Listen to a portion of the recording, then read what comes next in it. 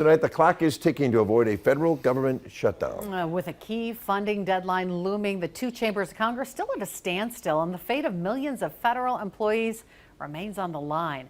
The GOP-led House passed numerous spending bills Thursday night, including one for the State Department, but none of them will avert a shutdown, and both sides remain split.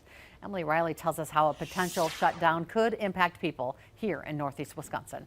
With a Saturday deadline looming for lawmakers to approve more government spending, federal employees and organizations in our area are expressing concern.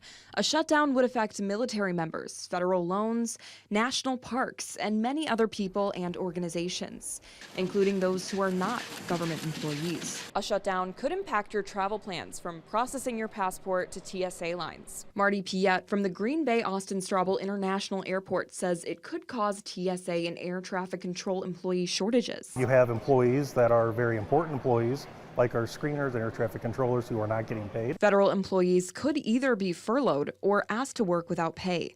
When the government would reopen, the working employees deemed essential, such as TSA and military members, would be paid back for the work performed during the shutdown.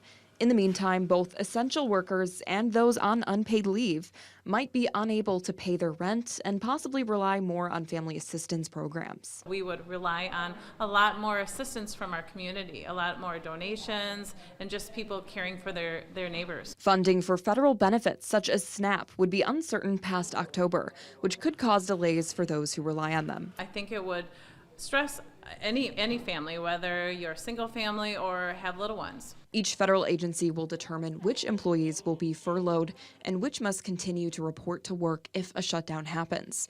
In Ashwaubenon, Emily Riley, Action 2 News.